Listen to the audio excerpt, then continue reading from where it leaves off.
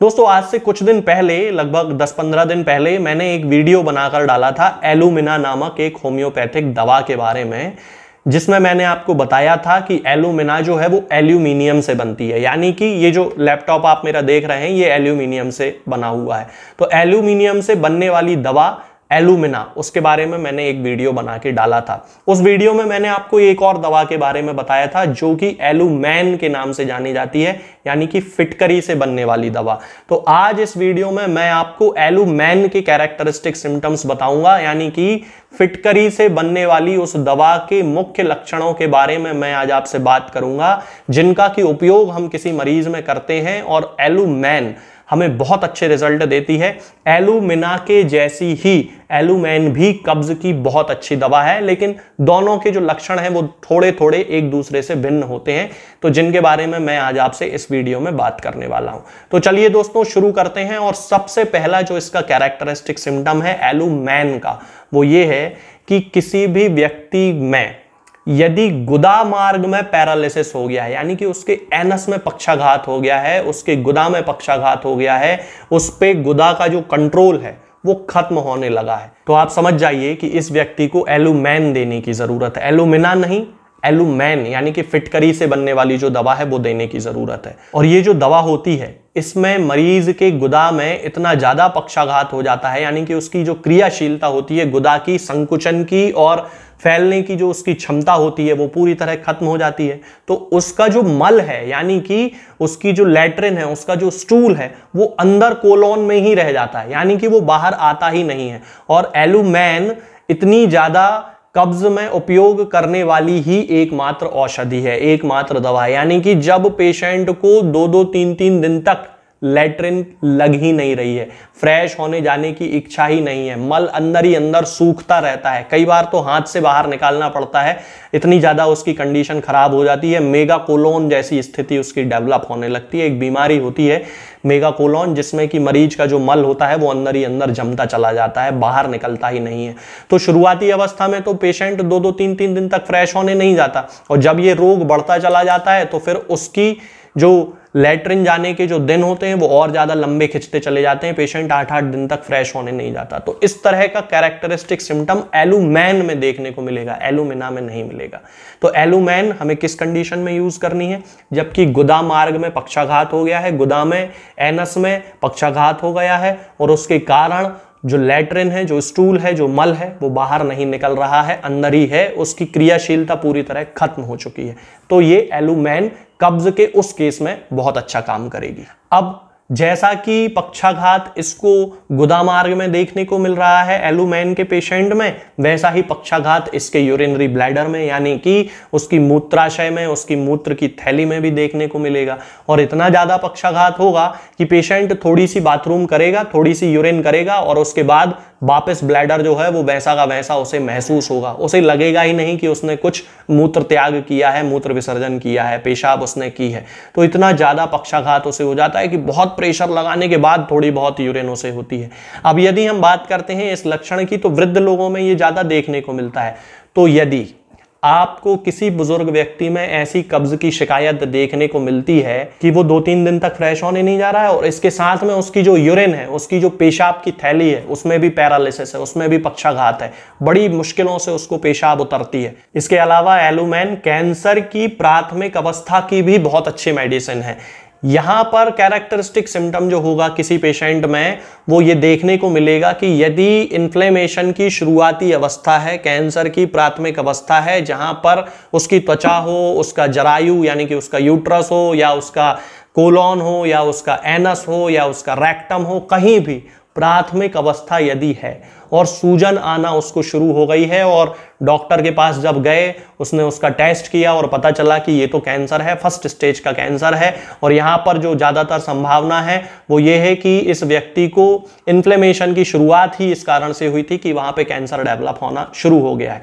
तो आप समझ जाइए कि इस व्यक्ति को एलुमैन देने की ज़रूरत है। इसके अलावा यदि किसी व्यक्ति की, यानी कि किसी बुजुर्ग व्यक्ति की छाती में कफ जम गया हो, और इतना ज़्यादा कफ उसको जम गया हो कि अंदर घड़घड़ की आवाज़ आ रही है, और जब वो कफ बाहर निकाल रहा है तो पतले तार जैसा कफ उसका बाहर निकल रहा है, तो समझ जाइए कि एलुमेन उसकी मेडिसिन है। ये सिम्टम जो कफ जमने वाला है वो एंटिम टार्ट में भी पाया जाता है, लेकिन एंटिम टार्ट में आपको कॉन्स्टिपेशन देखने को नहीं मिलेगा। एलुमेन में आपको कॉन्स्टिपेशन देखने को मिलेगा और उसकी छाती में कफ भी जमा देखने को मिलेगा, मूत्र त्याग करने में उसे परेशानी भी देखने को मिलेगी। तो ये कैरेक्टरिस्टिक सिम्टम है एलुमेन के। उस कंडीशन में हम पेशेंट को एलुमेन देंगे। यदि हम इसके टॉन्सिल्स की बात करते हैं तो एलुमेन का जो पेशेंट होता है बराइटा कार्ब जैसा ही टॉन्सिलाइटिस इसमें भी देखने को मिलता है। यदि आप लोगों ने मेरा बराइटा कार्ब वाला वीडियो देखा हो तो मैंने उसमें बताया है कि यदि किसी व्यक्ति को लंबे पुराने समय से क्रॉनिक टॉन्सिलाइटिस की समस्या है और उसके टॉन्सिल्स जो है वो पत्थर जैसे कड़क हो गए हैं, टॉन्सिल्स स्टोन वहां पर डेवलप हो गए हैं, तो आप समझ जाइए कि बराइटा कार्ब और एलुमेन में हमें डिफरेंशिएट करना होगा। यदि मानसिक रूप से कोई लक्षण है बराइटा कार्ब के तो फिर बराइटा कार्ब वहां पे देने की जरूरत है। लेकिन यदि किसी व्यक्ति में बहुत ज्यादा कब्ज है, चाहे वो बच्चा हो चाहे वो बड़ा हो, बच्चों में भी बहुत ज्यादा सिवियर कब्ज होती है कि बच्चा 3-3, 4-4, 5-5 दिन तक लैट्रिन नहीं जाता है और बहुत परेशान करता है, तो आप समझ जाइए कि यदि उसे टॉन्सिलाइटिस की भी शिकायत है और क्रॉनिक टॉन्सिलाइटिस है और स्टोन फॉर्मेशन वहां पर हो गया है, तो फिर उस व्यक्ति को, उस बच्चे को, उस बुजुर्ग को ये सारे सिम्टम्स के बेसिस पे हमें एलुमेन देने की जरूरत होती है।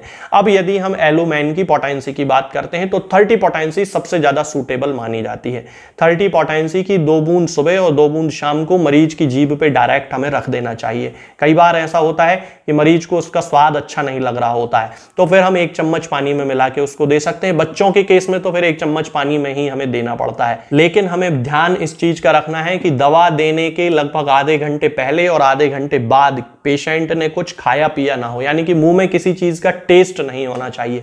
होम्योपैथिक दवाओं का इस्तेमाल करते समय हमेशा हमें इस चीज का ध्यान रखना चाहिए कि होम्योपैथी दवा या तो हम हमेशा खाली पेट खाएं जब हमने कुछ खाया पिया ना हो, या फिर बाई चांस ऐसा हो गया कि आप दवा खाना भूल गए और आपने कुछ खा पी लिया, तो फिर हमेशा यदि आपने कुछ खा पी लिया है तो उसके लगभग 1.5-2 घंटे बाद, या आपको कुछ खाना है तो उसके आधे घंटे पहले ही आप दवा खा लिया करें। ये सबसे अच्छा तरीका होता है। तो एलुमेन जो है ये आपको किसी भी होम्योपैथिक मेडिकल स्टोर पे बड़ी आसानी से मिल जाएगी, होम्योपैथिक फार्मेसी पे मिल जाएगी, या फिर आप इसे ऑनलाइन भी मंगवा सकते हैं। मैं किसी मरीज को ना ही कोई दवा बेचता हूं ना ही भेजता हूं, क्योंकि मेरा केवल कंसल्टेशन का काम है।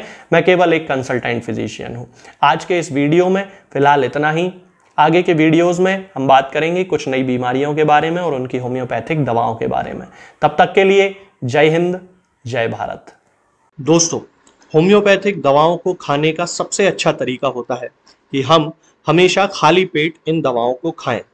जिन दवाओं को दिन में केवल एक बार खाना है उन्हें सुबह खाली पेट खा लेना चाहिए, मुंह में अच्छे से कुल्ला करके, गार्गल्स करके मुंह को साफ कर लेना चाहिए, और उसके बाद हमें होम्योपैथिक दवाई खा लेना चाहिए।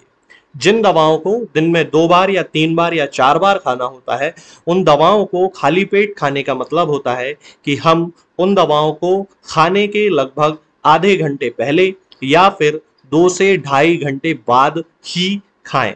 और उस स्थिति में भी हमारे मुंह में किसी भी वस्तु का, किसी भी चीज का स्वाद नहीं होना चाहिए, ना ही हमारे मुंह में किसी भी चीज की गंध होना चाहिए, जिससे कि ये होम्योपैथिक दवाएं हमारे शरीर पर बहुत अच्छे तरीके से काम कर सकती हैं।